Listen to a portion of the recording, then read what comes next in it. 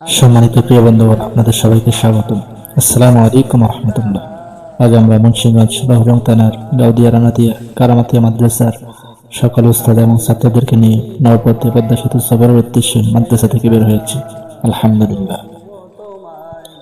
প্রিয় বন্ধুগণ, চলুন শুরু করি ইনশাআল্লাহ। সকালের নরম আলোয় যেন মাদ্রাসার পরিবেশ আর শান্তির বাগান।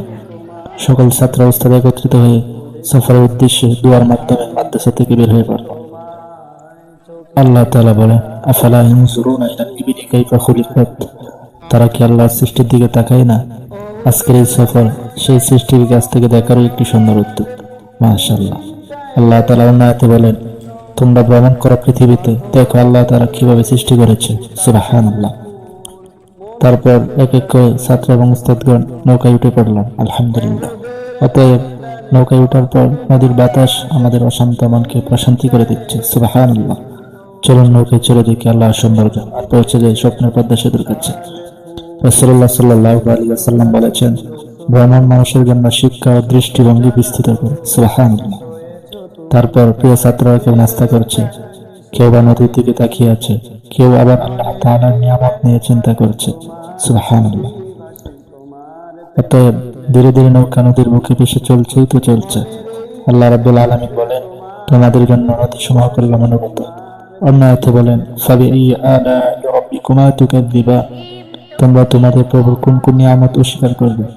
যেমন পাহাড়ের সবুজ গাছ, জেলেদের নৌকা, পানির ঢেউ, সবই যেন আল্লাহ তাআলার কুদরতের সৌন্দর্যের আয়না। সুবহানাল্লাহ।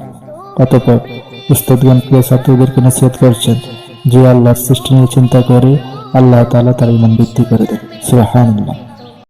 হৃদয়ের পাতায় তোমারই ছবি, তুমি ছাড়া বৃথা যে সবই। হৃদয়ের পাতায় তোমারই ছবি, তুমি ছাড়া বৃথা যে সবই। তারপর ধীরে ধীরে নৌকা এখন প্রবেশ করতে চলেছে পদ্মা সেতুর কাছে। মাশাআল্লাহ। অবশেষে আমাদের সামনে উদ্ভাসিত হলো আমাদের স্বপ্নের পদ্মা সেতু, যা দেখার জন্য ওদের অপেক্ষায় ছিল। মাশাআল্লাহ। রাসূলুল্লাহ সাল্লাল্লাহু আলাইহি ওয়াসাল্লাম বলেছেন, মুমিন শক্তিশালী হলে আল্লাহ তাআলা তাকে ভালোবাসেন। সুবহানাল্লাহ।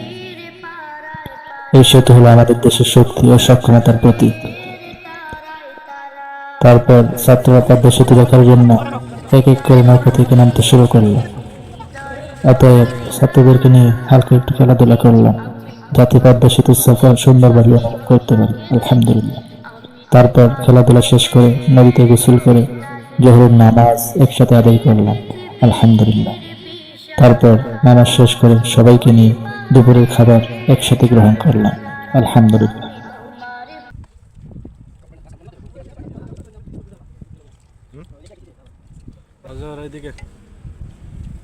আলহামদুলিল্লাহ ভাই, পদ্মা সেতুর বিরিয়ানি উৎপাদন যাদের মনে চাই চলে আসতে পারে। আসতে হলে ট্রলারে আসতে হবে। তারপর সফর শেষ করে হালকা একটু বিশ্রাম করে সবাইকে নিয়ে মাদ্রাসা থেকে রওনা হয়ে পড়লাম। অবশেষে আল্লাহ তাআলার মেহেরবানিতে মাদ্রাসায় চলে আসলাম। আল্লাহ রাব্বুল আলামিন আমাদেরকে এইরকম সফর আরো বেশি বেশি করার মতো তৌফিক দান করুন। আমিন।